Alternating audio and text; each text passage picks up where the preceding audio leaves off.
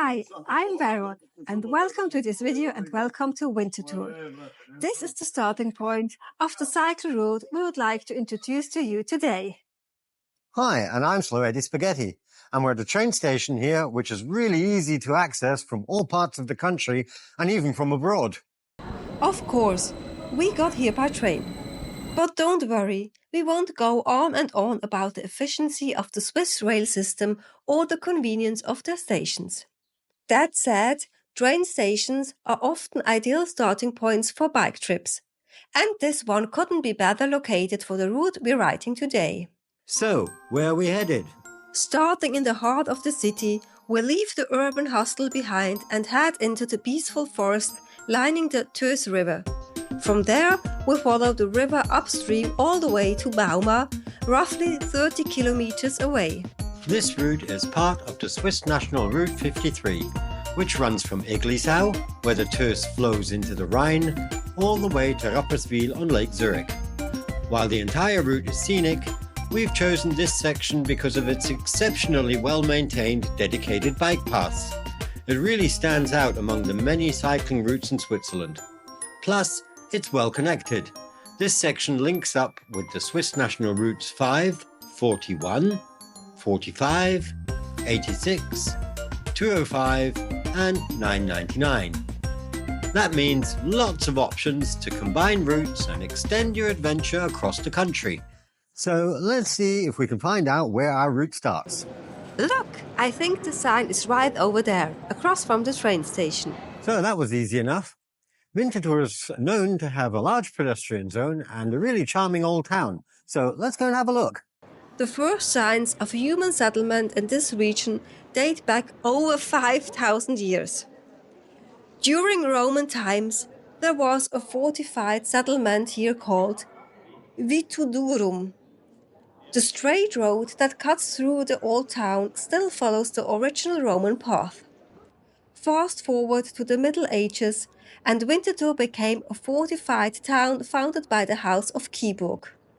In more recent history, Winterthur rose as Switzerland's industrial powerhouse. Quite a contrast to nearby Zurich, the country's financial capital. Today, like most Swiss cities, it's shifted to a modern economy based on commerce and services. With around 120,000 residents, it's also become a popular, more affordable place to live compared to Zurich. Winterthur might not have the international fame of tourist hubs like Lucerne, Geneva or Zurich, and it's less talked about than Bern or Basel.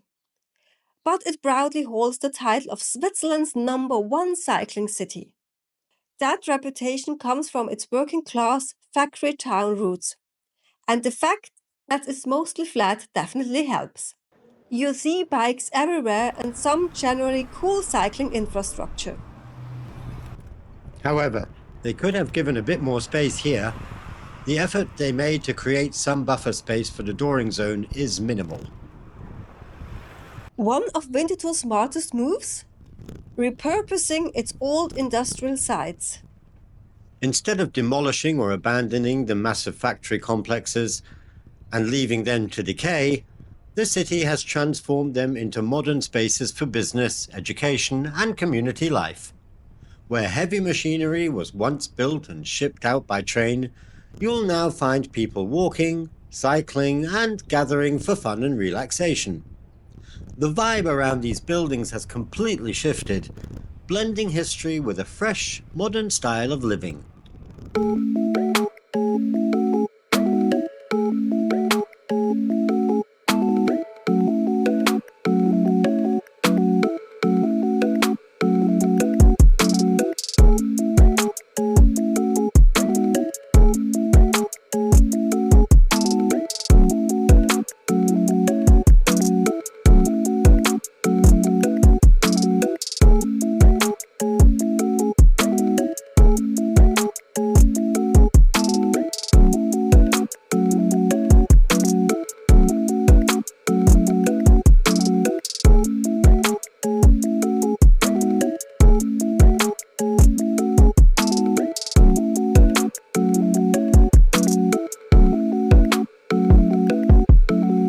These bold new markings are part of a recent initiative. a grand plan to clearly signpost all major cycling routes leading out of the city. The red stripe running alongside the road is a key element of that system. It's meant to aid orientation, but here's where it gets a bit tricky. You see similar colored stripes all over Switzerland, in green, blue, red, even beige. Most of the time, they're simply used to visually narrow the road and slow down traffic. So in this case, the purpose of the red stripe wasn't immediately clear.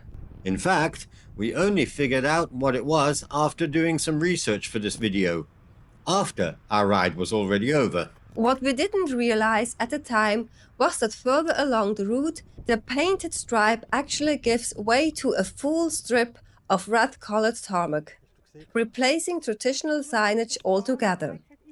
The idea is clever. It borrows from Dutch cycling infrastructure, but in practice, it left us confused and unsure which street to follow. We ended up relying on our phones to navigate. And that kind of sums up a recurring theme in Swiss cycling infrastructure. The ideas are often smart and well-intentioned, but communication and execution can be lacking. Without clear guidance or signage, even a great concept can miss the mark.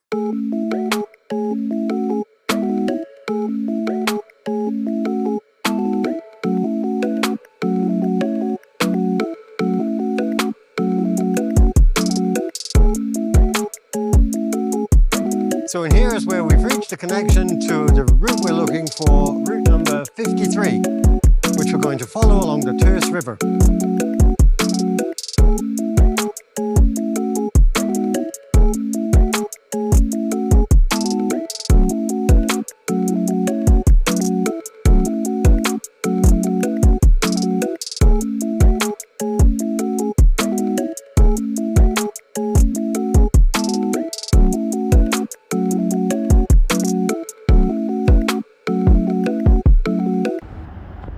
Shortly after, we reached the riverbanks, leaving the noisy urbanity behind us. Time for a quick stop on this lovely early spring day. This is a lovely resting spot, but it wasn't designed for cyclists. It would be nice if we would have something to lean our bikes on.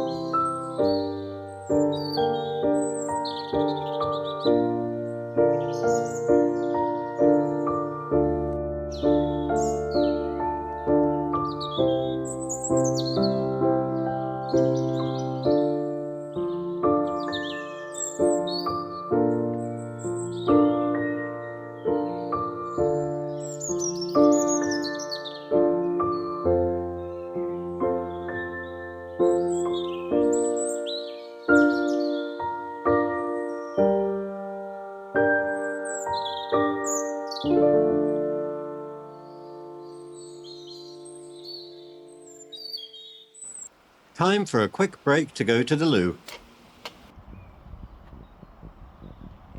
This is a fantastic route for kids. Not only is it almost free of traffic and is really flat, it also boasts a variety of attractive stops, ranging from pump tracks like you see here to grand picnic areas with barbecue grills and playgrounds. This is one of the great things about cycling in Switzerland. There are drinking water fountains everywhere. which is great because I'm pretty thirsty now. Unfortunately, the surface changed here, from smooth pavement to gravel. Fortunately, the gravel was in pretty good condition. No major potholes, bumps or ruts to worry about. Still, we would have much preferred cruising along smooth tarmac. Some cyclists claim to enjoy a rougher ride. And sure, if you're on a mountain bike, that's fair. But for everyday city bikes, road bikes, or especially heavily loaded touring bikes, a paved surface makes a big difference. It's simply more comfortable, more efficient, and more reliable in all weather conditions. You don't have to fight against the added rolling resistance, and you're less likely to get stuck or slip. Another key point, paved routes can easily double as commuter paths, offering practical year-round access. Gravel paths, on the other hand, quickly become muddy, slippery, and even dangerous if they're not regularly maintained. But here's the thing. This is pretty standard for Swiss bike routes that run through forests. Pavement isn't actually allowed by law in many of these areas to protect the natural environment. Still, that doesn't quite explain why the section we just passed was paved and smooth as silk. A bit of a mystery, that one. Seems like they make exceptions when cars are concerned.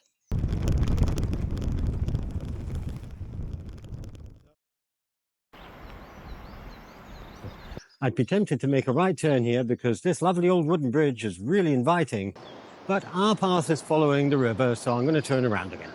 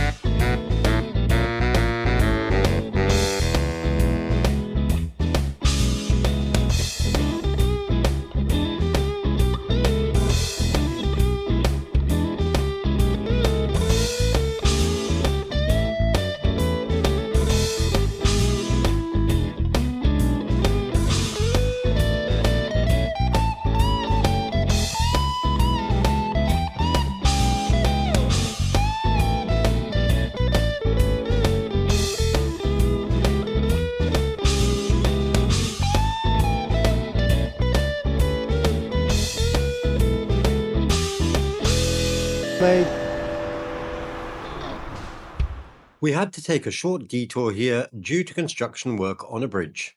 To be fair, the detour was clearly signposted, but it did mean crossing a busy road and single-tracking it along a narrow footpath.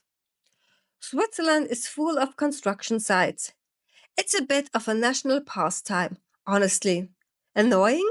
Sure, but on the plus side, it's the reason the infrastructure is almost always in top-notch condition. And before long, we were back on our planned route. And from here onwards is where this route really starts to flirt with greatness.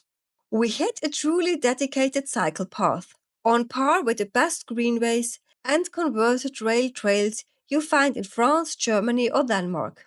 We're talking mile after mile of uninterrupted, smooth, peaceful riding, well away from traffic, stress, or unwelcome surprises. Paths like this are a rare gem in Switzerland, and it's exactly why we think this route deserves a solid recommendation. They even managed to work around the strict regulations and lay down a beautifully paved trail right through the forest. Think of that. So we really got to soak in this warm March day. Eyes drifting towards the river, watching the low sun dance across the water as it spilled gently over small cascades, its reflections gleaming and sparkling. The sound of the stream provided a kind of natural soundtrack, and for a while we just let ourselves be fully present, completely immersed in the moment. Thanks to the well-designed underpasses at bridges and intersections, we were able to maintain momentum. This is what cycling should be all about.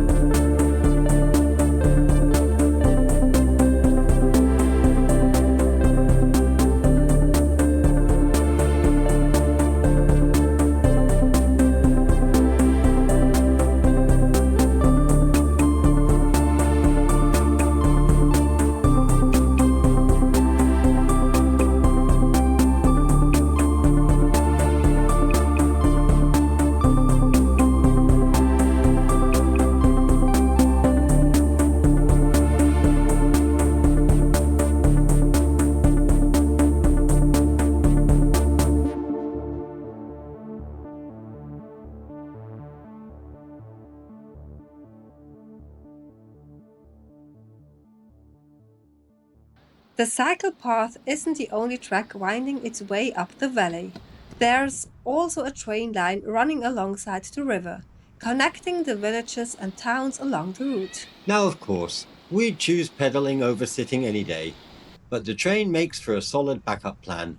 Whether the weather suddenly turns or your bike throws a tantrum, it's good to know there's an easy way out. Trains run every half hour in both directions. Just don't forget to grab a bike ticket if you need one.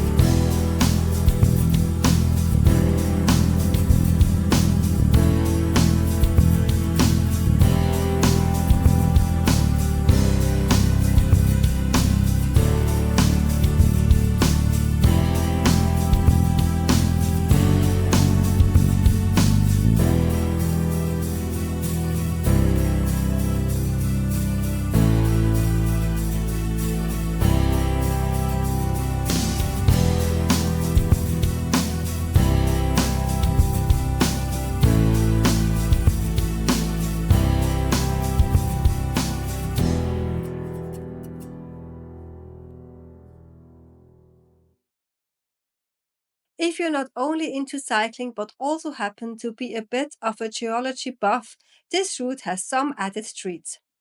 The hills flanking the valley are actually moraines, formed by glaciers during the last ice age. And every now and then, the landscape gives away some of its ancient secrets. Between Hornsege and Mühlau, the Töss has carved through the valley floor, revealing layers of sedimentary rock, mainly conglomerate, known locally as Nagelfluh, along with sandstone and marl. Over time, frost and weathering have hollowed out small recesses, or balmen, especially in softer layers. And where water seeps out of the rock, it leaves behind lime deposits, forming delicate natural terraces, also called spring tufa, which is beautifully demonstrated here. But if that was all geological gibberish to you, don't worry. Just enjoy the scenery and know there's some pretty ancient stuff going on beneath your tires. And anyway, it's kind of cool to look at and adds a bit of flavor to our trip.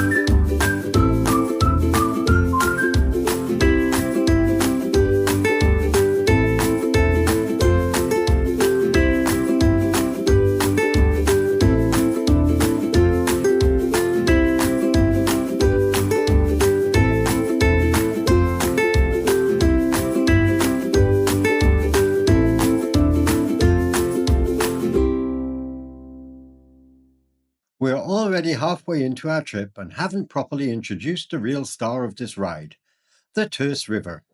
It stretches about 60 kilometers in length, and we're covering roughly half of it today. The river originates in the canton of St. Gallen, winding its way around the Tössstock, a mountain of the same name, standing 1,158 meters above sea level. From there, it flows through the eastern part of the canton of Zurich, first through the Oberland, then into the lowlands, before eventually joining the Rhine.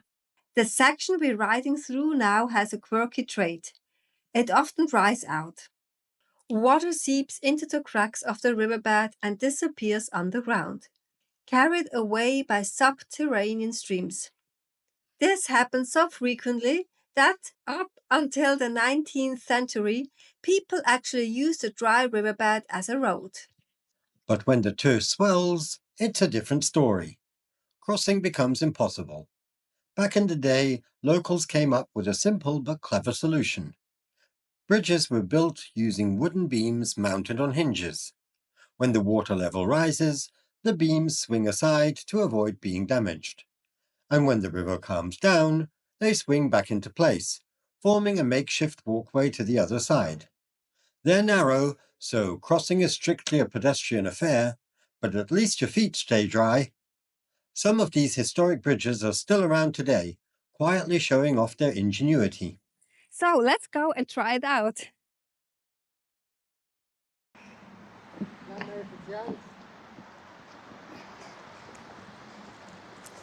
The Töss didn't just shape the landscape, it shaped livelihoods. While the river brought general economic advantages, real prosperity only arrived with the introduction of cotton spinning in the 17th century.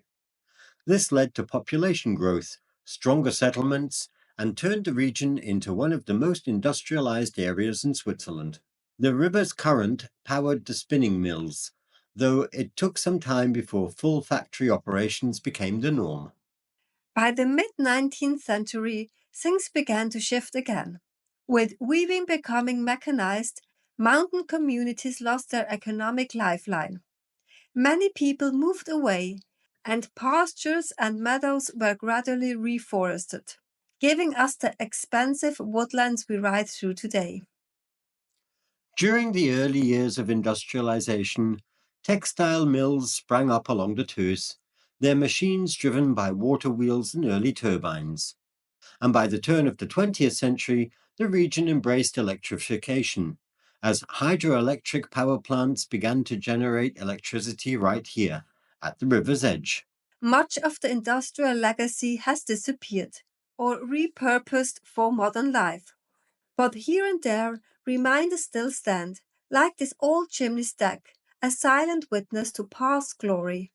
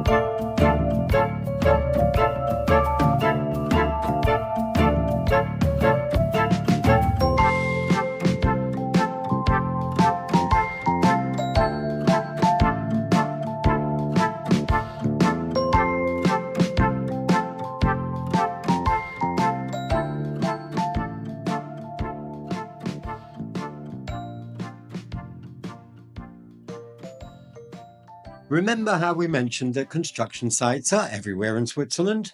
Well, it didn't take long for the next one to pop up on our path. But again, full marks to authorities for making a makeshift detour that works really well. But then we also mentioned how Swiss traffic engineers come up with great and clever ideas and then lose it all because of lacking communication and execution. Well, they lived up to their reputation at the end of this detour, with no indication that the detour was over, leaving us going straight on instead of turning left and struggling to get back in the right direction.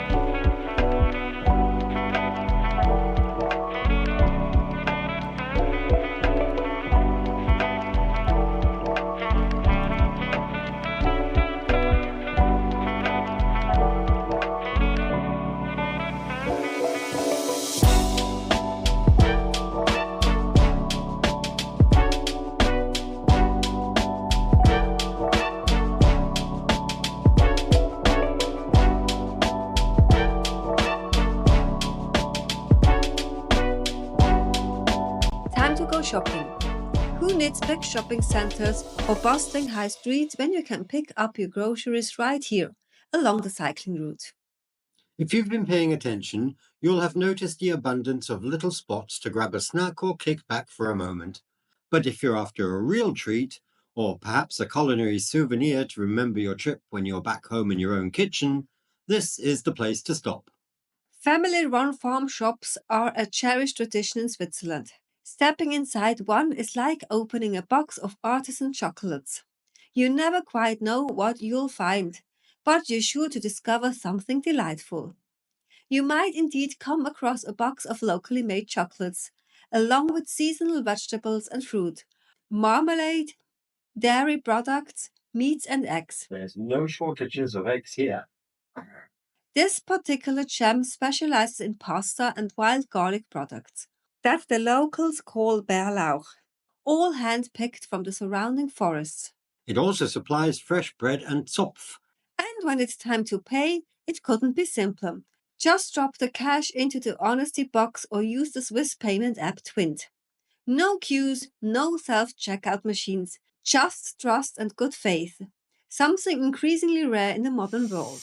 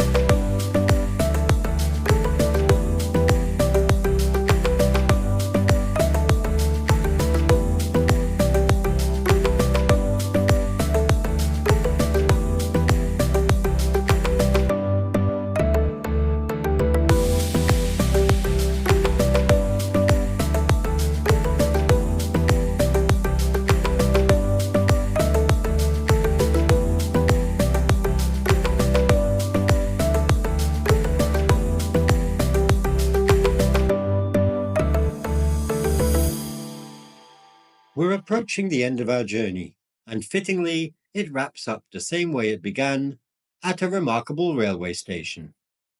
Bauma station might not carry the weight or bustle of the major hub in Winterthur, where we started. But its stunning, elaborately crafted roof of wood and steel might make you think otherwise. And here's the twist. It wasn't even built for this station.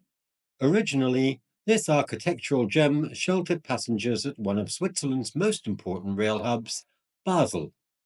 Later, it was moved to Alton, the very heart of the Swiss rail network, where east meets west and north meets south. Since 2015, it's found its final home here in Bauma, offering shelter to something entirely different. A lovingly maintained collection of historic rail carriages and steam engines, kept alive by a dedicated local railway club. In fact, the roof now serves more as a museum hall than a station canopy.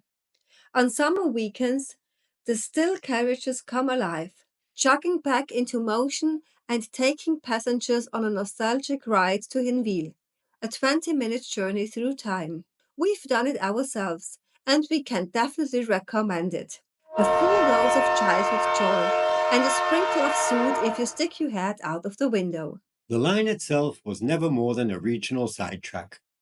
Though it was once part of an ambitious plan to link Lake Constance with southern Switzerland, that vision never fully materialized. It saw limited use and faded from regular service by 1948. And with this final highlight, we reach the end of our recommended cycle route. Time to wrap things up with our conclusions and ratings. Let's start with the landscape and atmosphere. The Töss River is the real star of this journey, playfully winding its way through the valley, with charming cascades and a mix of flowing water and dry riverbeds. The quiet forests upstream even have a touch of Scandinavia about them. This is a wonderful route to escape the hustle and bustle, yet the friendly number of fellow cyclists adds a leisurely, welcoming vibe. It's not quite jaw-dropping, so we're giving it a solid 8 out of 10. Next up, the surface quality. If it weren't for the gravel section after joining the river, this route would have scored full marks. Otherwise, it's literally as smooth as a baby's bottom. Beautifully maintained and a true joy to ride. So it earns a formidable 9 out of 10. On to safety. Unfortunately, we do have a complaint here. There are 2 intersections, one on the edge of Winterthur and one in Turbenthal, that fall short of the otherwise high standards. Both require heightened awareness and are not really safe for kids without supervision. That's a shame, and it brings the score down to 7 out of 10. Now, what about services along the route? There are definitely options available, but where are the signs?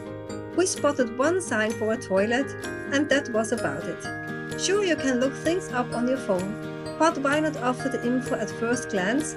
Plus, there's little attention to language diversity. It feels like they only had locals in mind. After this video though, we bet a few more visitors from further afield might come knocking. So, for now, 8 out of 10. But with some easy improvements, this could be a perfect 10. Route guidance? This is as straightforward and continuous as you could wish for, except for the confusing start with the red bands and tarmac. Because the authorities stumbled a bit on their way to perfection, we deduct a point and land at 9 out of 10. Auxiliary cycling infrastructure? Minimal. We didn't see pumps, charging stations for e-bikes or even bike racks at most resting areas. The basics are there and in good condition, but that's about it. So 7 out of 10. Accessibility? Full marks here. The route connects well with others and is dead easy to find, no matter where you start. And finally, child friendliness. This route gets a huge thumbs up. There's so much to do. Public playgrounds, barbecues, swimming spots in the river, even circuses and museums along the way. Plus, if little legs get tired, you've got the option of hopping on a modern commuter train, or even a nostalgic steam train from Bauma to Hinwil. So, for family friendliness, we proudly award full marks. Adding everything up, this route gets a weighted and average score of 8.4 out of 10. As cycling advocates, we're pretty tough critics, so that is an exceptionally high mark. And if you're curious about how we rate and evaluate cycling routes in detail, check out our video, 8 things that make a cycling route great. We've linked it down in the description below. So, as you could see, this is a really well thought out and enjoyable cycling route catering for all tastes and skill levels, and would definitely be worth including on a long distance bikepacking trip if you happen to be in the area. But sadly, our recommendation doesn't extend beyond Bauma. So we cycled a bit further along the path just to show you that it's not really recommendable. It's just painted bike lanes on a busy main road. And it's getting dark. And our hotel is another 20 kilometers. So we're going to hop on the train now so that we don't get too late for dinner. So it was really fun making this video. And I hope you enjoyed it. If you did, please hit the like button. And don't forget to subscribe because we're en route now and we've got much more to show you. So you're not going to miss out on anything. So until then, thanks for watching and Bye-bye. Bye-bye. Happy Happy cycling. cycling. Ta-ra.